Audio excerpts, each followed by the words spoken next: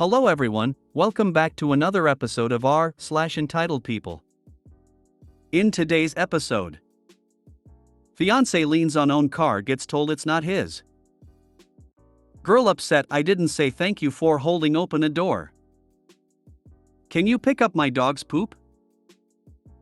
Coworker/manager can't make a mistake, so it must have been me, telepathically sabotaging her of course. Before we get started, make sure to subscribe so you will never miss a video. So let's get started. Fiancé leans on own car gets told it's not his. So me and my partner had just finished shopping and was leaning on the car whilst having a cigarette. This made him remember a story from way before we got together.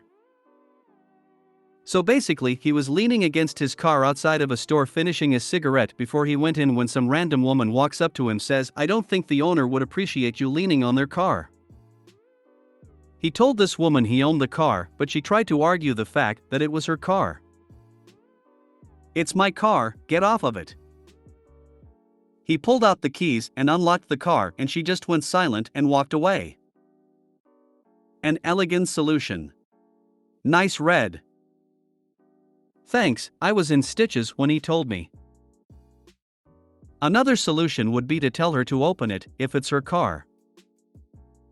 Reminds me of one time I left the store to someone trying to steal car. They made it seem they locked keys inside and just trying to get in through the small cracked window. My car isn't easy to unlock from outside either. I kinda just went up to them and said, maybe it'd be easier with another key, and they said, not possible. I just took mine out, said let me try, and opened and sat in my car. They backed out fast. Prob couldn't drive it anyway, I drive a manual. Is this some kind of an American thing? Everybody in Europe knows how to drive manual. That reminds of the time I walked out to my car and discovered an idiot trying to break into it. I quietly walked up behind him and started tapping my cane in my hand. When he turned around and saw me, I thought he had shit his pants. He ran like a scared rabbit. I was at a car show event sometime in late 2019. It was this pseudo-black tie charity thing. I'm talking to a few people next to my car, and every so often I set my drink down on the rear end of the car. I keep getting these weird looks from the folks I'm taking to.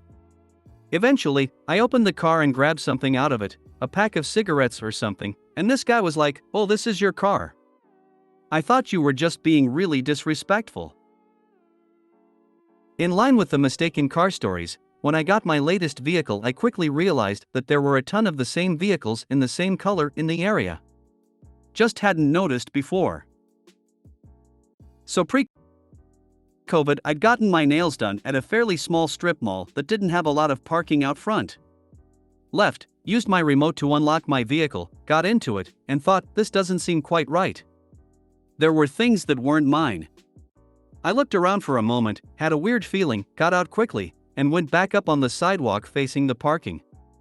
That's when I looked a few cars down and saw my vehicle. The only way this could have happened was if the owner had left theirs unlocked. So when I used the remote and I heard my beep, I got in the vehicle I thought was mine. It was weirdly disorienting for a moment, and then I was hoping no one saw me. The worst thing is that I bet she thought she was doing something good. A better option would have been to take out his own keys and press the panic button. Loud, the noise attracts attention, and the fact that he could start/stop it proves the car is his without opening it up for the crazy lady to possibly get inside it. But it is hilarious how quickly she walked away. Normally there's screeching for hours. Girl upset I didn't say thank you for holding open a door. I'm autistic and sometimes go non-verbal, especially in stressful situations. This is important later. Last year I was invited to a 90s themed Halloween party last minute. I had most of the things I needed to throw together a Princess Diana costume, but needed a few key items, so I packed up and headed to the nearest Spirit of Halloween store. Since it was only 3 days until Halloween, I expected the store to be busy, and busy it was. It was filled with people. Luckily, I knew what I needed and was able to quickly get in and out. Because there were so many people, it did send me into sensory overload and I became non-verbal as a result. Thankfully, the cashier didn't mind and was super sweet. The issue came as I was leaving the store. A college-aged group of girls were ahead of me and one held open the door for her whole group and me. I nodded and smiled to her and continued into the parking lot. Then I hear her scream to her friends, "God, people are so rude, not even saying thank you when you hold the door." I wish I'd had enough confidence in that moment to talk back to her, or that I could have spoken up. Just a reminder to have compassion and don't assume just because someone doesn't verbally say thank you they're not still appreciative. You smiled and gave them the nod. What more do you want? What if you were mute or deaf, like legitimately mute, not nonverbal? People are dumb. I think nothing short of a thank you card and a box of chocolates or bunch of flowers would have been an acceptable level of gratitude. FFS, she held a door open for Opie. She didn't give her a kidney, and Opie thanked her non-verbally. She needs to get a grip and some perspective. What does she expect? A parade? People are dumb, mate, and many can't see beyond the end of their own noses.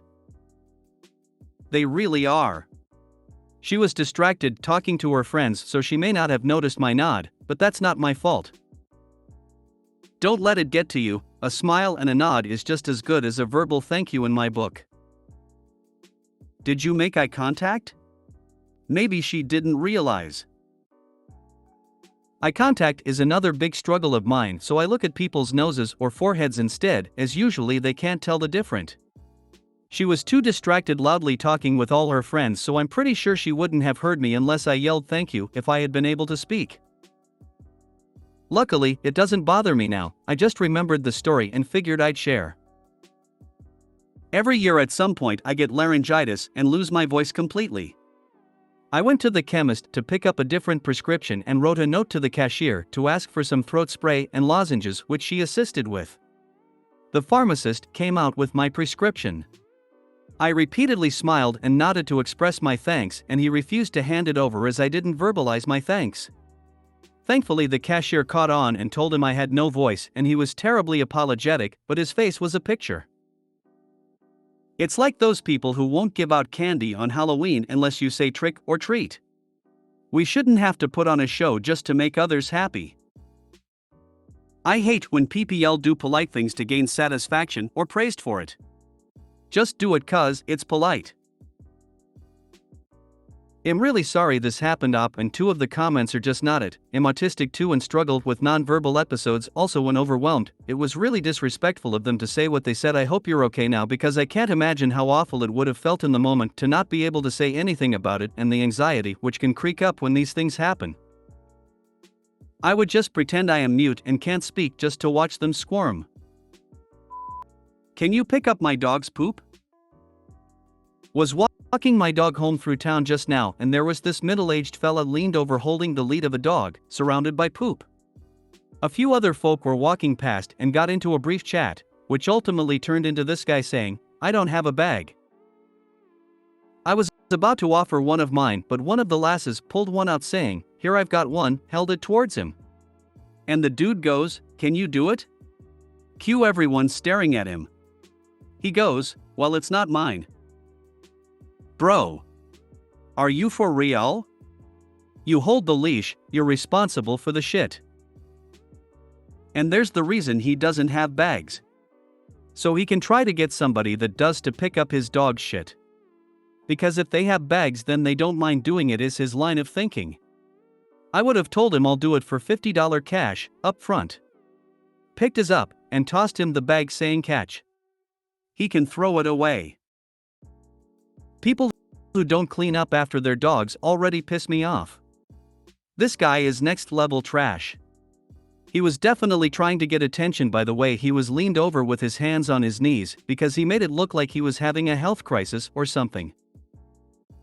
Don't walk your dog without poop bags.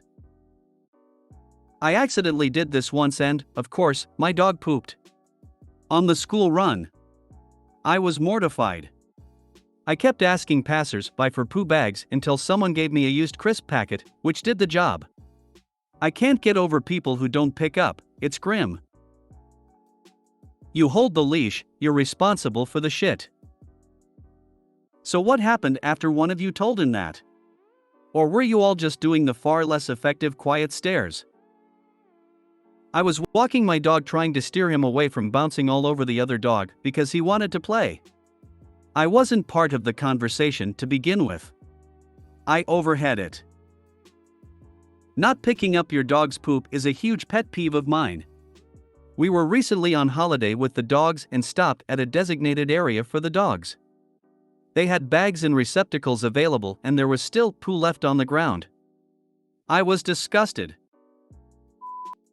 Coworker/manager can't make a mistake, so it must have been me, telepathically sabotaging her, of course. So I worked in a place for almost 5 years and had this manager that had been there for maybe a year at this point. Now this lady used to work in a university, so I guess she was used to younger people listening to what she had to say. Mind you, she had a lot of trouble in her personal life at this time. So I think that's what really brought the entitlement out. At this point I've had like 3 other managers, but they keep leaving, so I pretty much have a new one every year. So we have this huge activity that we have to do every 3 to 4 weeks.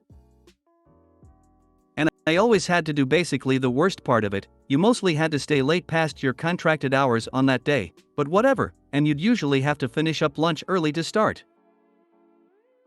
My manager pulls me aside and tells me that I talk too much while we are doing this task and that it is distracting others and her from the work. I'm pissed about it, but I'm like whatever, I'll keep my mouth shut so she has nothing to complain about. While we are doing the task, a couple of the guys I worked with start chatting, but I just keep my responses short and don't initiate any conversations, just put my head down and work like a good corporate slave should. They could probably tell something was up and kept trying to joke around, but I just kept my reactions to the minimum. Then all of a sudden something starts making a sound and glass goes flying everywhere. We all look where it came from, and apparently my manager started heating a piece of equipment for sterilization but forgot to refill the equipment with water. So the equipment just kept heating and heating until it exploded. This equipment was quite costly, mind you, and we had barely any replacements. So it happens, so we all start clearing it up. All of a sudden my manager wants to pull me aside. She says we need to have a word in private. I'm confused why, but okay. As soon as we are in the other room, she turns to me and says that she made the mistake because I was talking. It's my fault she didn't follow procedure apparently. At that moment, I was so pissed, because she was really going to attempt to lay the blame on me. So I told her, no, I've barely been talking.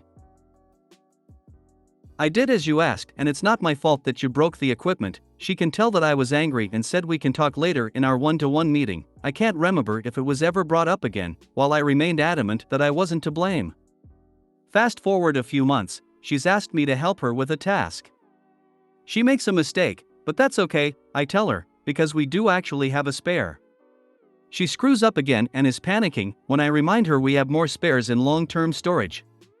I then very smugly tell her, it's okay, we all make mistakes. And I can say she had some character growth here, because she did not blame me and was actually appreciative towards me. After that, she was actually a really decent manager and I was genuinely sad to see her go. People who won't take responsibility for their mistake. Sounds like she fit to be in politics. Mate, you hit the nail on the head. Except it seems like the politicians keep getting away with it XD. People who blame others are the ones who knew they screwed up because they already had a plan in case something goes wrong. If you make a genuine mistake, you often have to analyze what went wrong and are most likely not so quick to find a scapegoat. Haha, I should have known she would try that as soon as she told me I shouldn't talk because I'm a distraction.